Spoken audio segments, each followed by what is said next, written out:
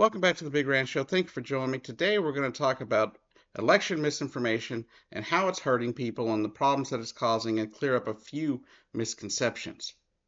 There are a lot of conservatives out there that are trying to tell people that mail-in voting or absentee voting, depending on what your state calls it, is illegal. Like I saw reports in Texas that conservatives are trying to tell people they can't vote absentee ballots, that those are illegal now. That is not true, especially in Texas. You were still allowed to vote, by absentee ballot if you got it by the right date. Because I know every state's different. Like here in Oklahoma, we had to have our absentee ballots requested no later than this last Monday, October 21st. I received mine on the 21st, so that's kind of cool. So I'll be getting that sent off today or tonight or tomorrow. And so in Oklahoma, it's still allowed. I know some dates for here in Oklahoma. Early voting begins October 30th. If you're thinking that that's a bit short of time for early voting, it is, but that's the way they do it here in Oklahoma. In Texas, early voting is going. I believe you can vote until November 1st or 2nd, I believe it is, something like that. I wouldn't hold that for sure. If you're wanting to vote in Texas, go check your websites and your voter, the laws for your area, if you voter registration portals, things like that, and find out for sure. But I'm sure that information is out there somewhere. But I do believe I heard somebody say it ends like November 1st. So get out there, get your vote on, and get that done if you're one that's going to early vote.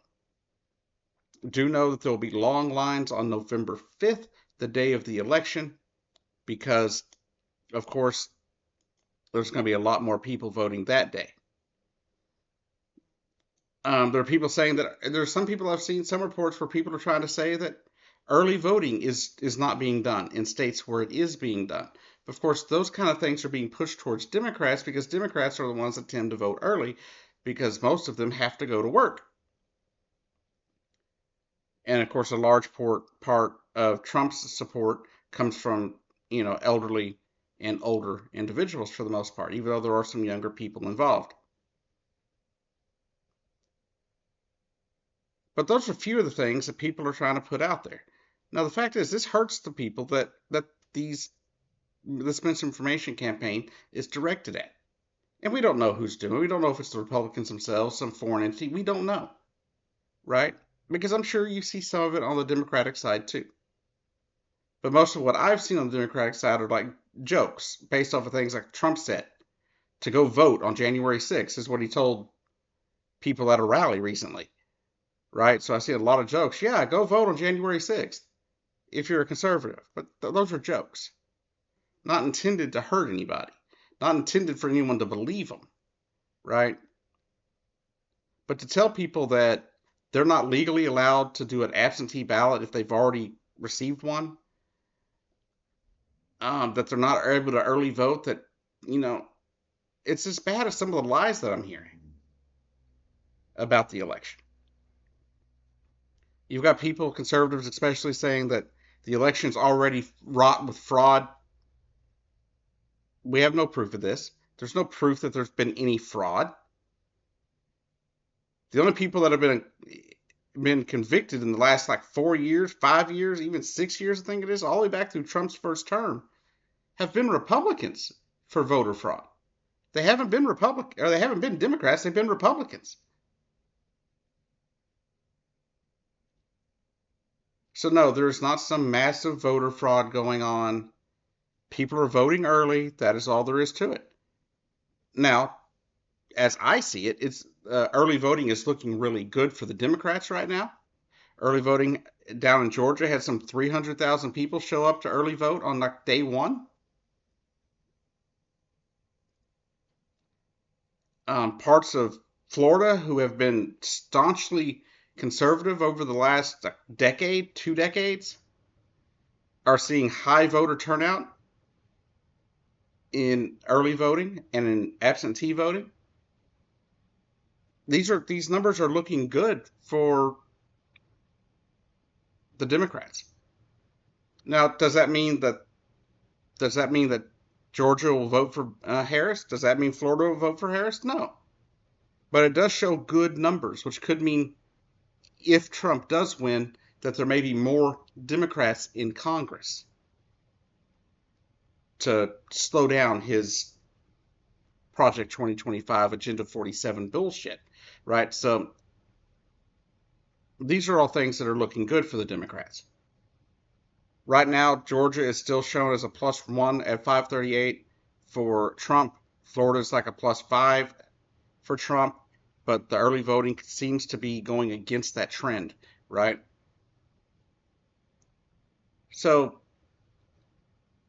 here's my suggestion.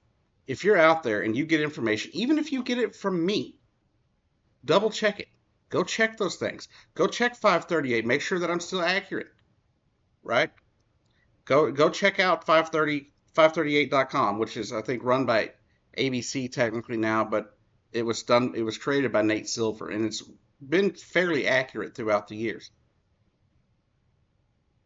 Um, but check out other things. Like if you see something posted on Facebook or some kind of social media that tells you that you're not allowed to vote X day or whatever, or that early voting's not allowed, that you couldn't have had an absentee ballot if you can't mail in your absentee ballot or anything like that, check with your local election officials. Because every state is a little different on how they function. There are some states in this country where you don't even, you can register to vote the day of. There are states where you have to be registered, 90 days before. So check with your local election officials through your state websites. Even call your county election board if you have to, and find out exactly where to vote. Call your representatives if you have to in your local area to make sure you can get in to vote and you know exactly where to go and what to do.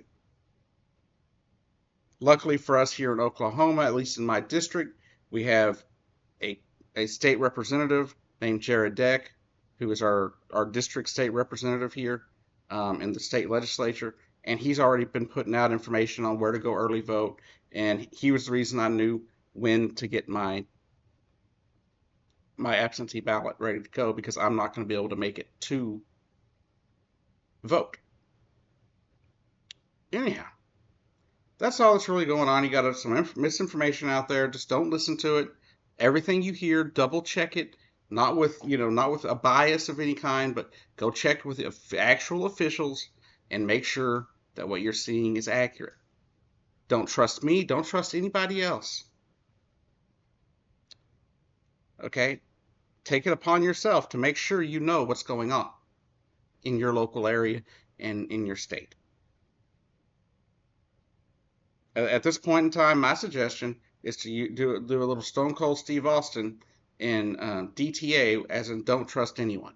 Just make sure, verify all information, right? Contact the local people and all that stuff, right? That's just my suggestion.